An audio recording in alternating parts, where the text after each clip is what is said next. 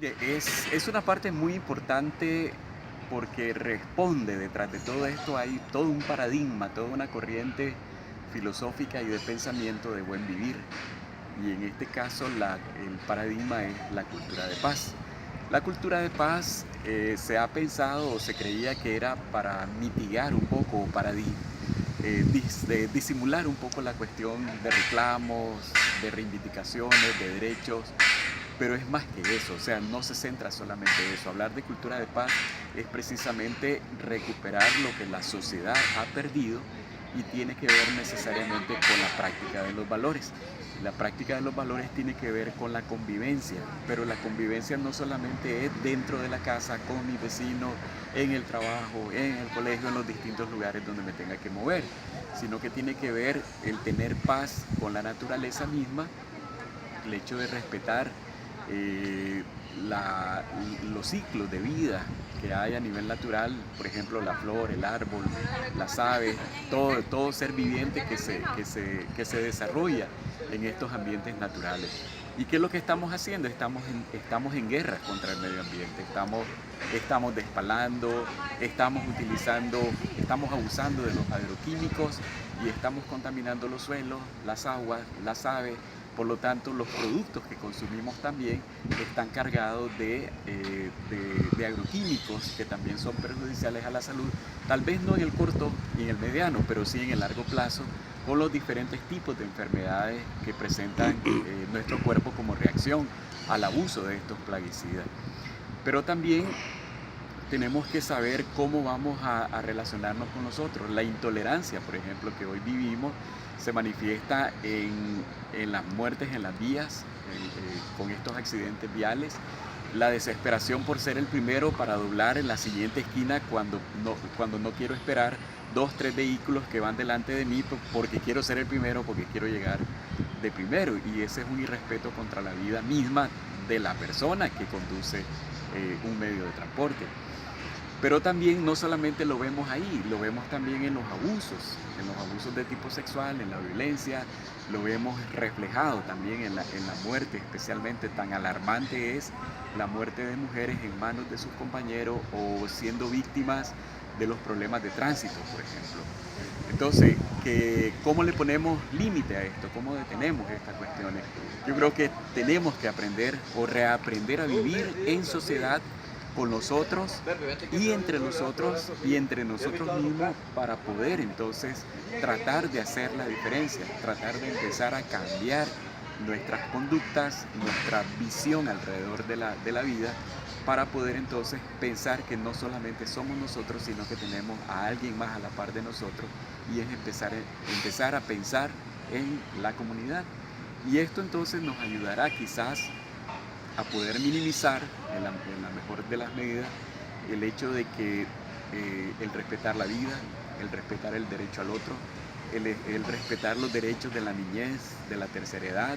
incluso hasta lo que tiene que ver con los negocios, el hecho de no duplicar los precios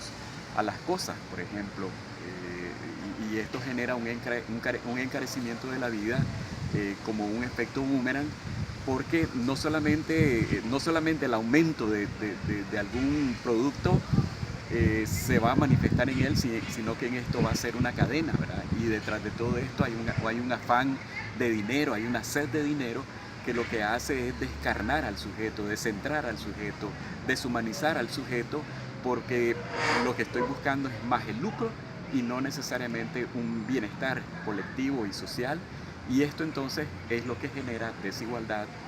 genera conflicto, genera insatisfacción y genera mucha vulnerabilidad en aquellas poblaciones, especialmente en las áreas rurales,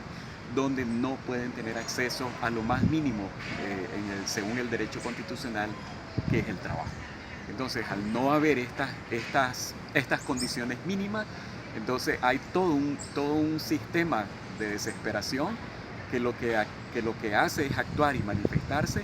en estos hechos de violencia, en el alto crecimiento del alcoholismo a muy temprana edad, en el alto consumo de drogas, y ahí vemos el repunte, por ejemplo,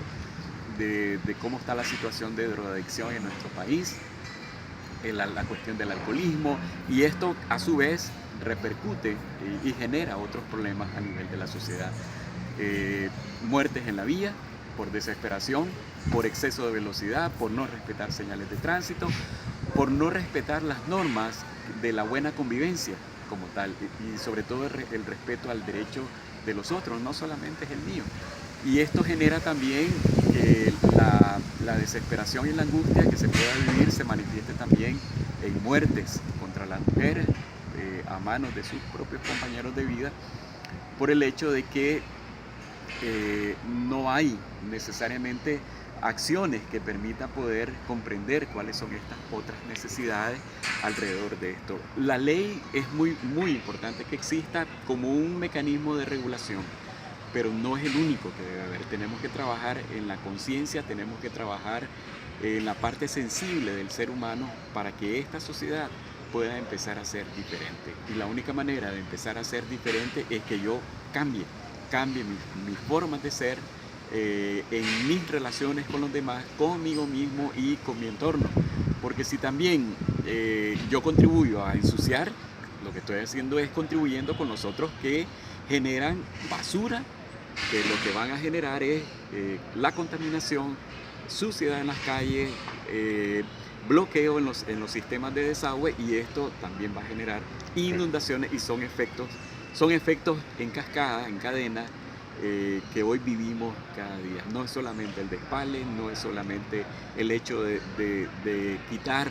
la capa vegetal del suelo, sino que también son las acciones humanas que contribuyen a que esta sociedad cada vez sea vulnerable, no solo desde el punto de vista medioambiental, sino desde el punto de vista social,